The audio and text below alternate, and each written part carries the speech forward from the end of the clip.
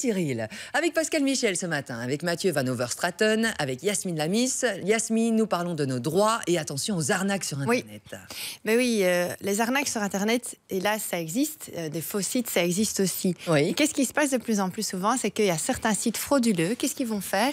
Ils vont utiliser des adresses qui sont quasi identiques que des adresses de vrais sites, de vraies boutiques online. Et ça arrive de plus en plus. Donc qu'est-ce qu'ils vont faire? Ils vont usurper, ils vont utiliser le nom d'un site connu. Oui. Et alors ils vont rester quelque temps, le temps de frauder un petit peu.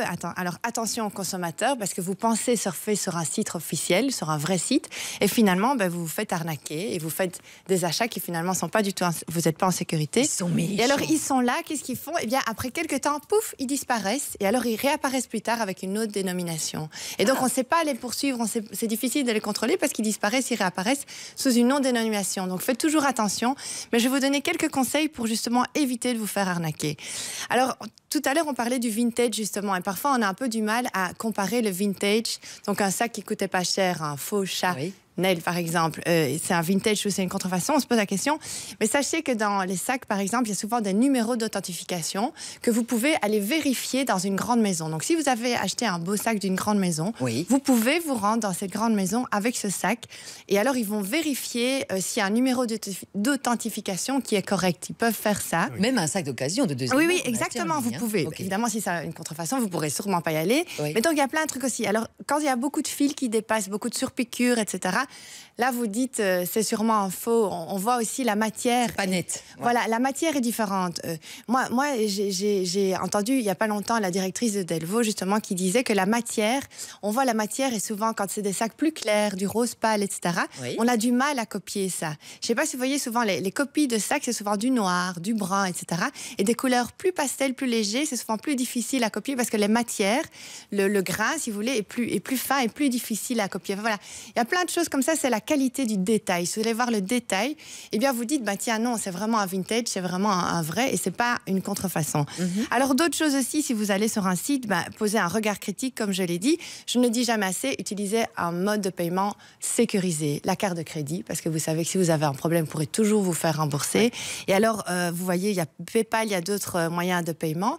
Et alors, si vous avez un cadenas, une clé aussi en dessous de l'écran, vous savez que c'est en sécurité. Exactement, c'est ce qu'il faut faire aussi. Là, une des premières choses à faire, si on doute par rapport au site, c'est aller en dessous, dans les conditions légales, l'adresse, le contact, voir si tout ça fonctionne. Exactement, regardez. Pascal, je ne sais pas si c'est ce que vous faites en premier. Moi, je regarde le HDSS.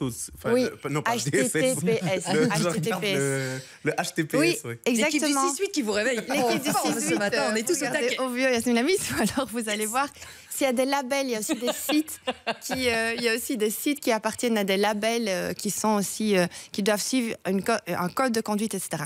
Alors il y a d'autres fraudes aussi qui existent en ligne. Justement, il y a le SPF Économie qui a mis en garde beaucoup de personnes quand elles se font arnaquer et qu'elles rencontrent quelqu'un. Donc souvent on parle de l'arnaque à l'amitié ou plus, et affinité. Oui. Il y a beaucoup d'arnaqueurs maintenant qui utilisent des faux profils pour arriver à avoir confiance, à avoir votre confiance. Et alors après, ils vont vous piéger. Alors justement, il y a encore plein de choses à faire pour éviter cette arnaque. Posez-vous toujours les bonnes questions. Est-ce que vous connaissez vraiment l'ami qui est en face de vous, votre interlocuteur? Allez un petit peu voir son profil, est-ce qu'il n'est pas faussé? Ne communiquez jamais, mais jamais vos données personnelles. Ni les données bancaires. Ni les données bancaires. N'allez évidemment jamais envoyer de l'argent à un inconnu ou une personne que vous ne connaissez pas bien. Et alors méfiez-vous quand on parle d'histoires qui font pleurer. Souvent quand c'est des histoires qui sont un petit peu rocambolesques. Et justement, le SPF Économie, qu'est-ce qu'il dit? C'est cette campagne ici, il dit, si c'est trop beau pour être vrai, eh bien c'est que ça ne l'est pas. Bien sûr. Quand c'est trop beau pour être vrai, cette madame elle est parfaite, au final non, c'est que ça n'est pas vrai, c'est pas parfait. C'est vrai que souvent les gens n'ont pas la même attitude en ligne que dans la vie réelle, exactement, ce qui est assez bizarre. Exactement, on dit les masques quand on est en ligne, etc. Donc vérifiez toujours. Et alors il y a une autre arnaque qui fonctionne aussi, c'est l'arnaque à l'investissement.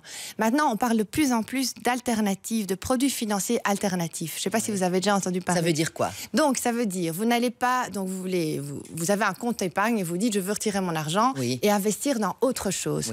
Alors sur Internet, il y a des gens qui vont venir vous trouver, qui vont vous dire vous pouvez investir dans le diamant, dans ce tableau, dans ce vieux manuscrit. C'est des houilles. Oui, mais on parle aussi écologie. Vous allez planter des arbres en Amazonie, vous allez avoir un rendement de 7%, etc.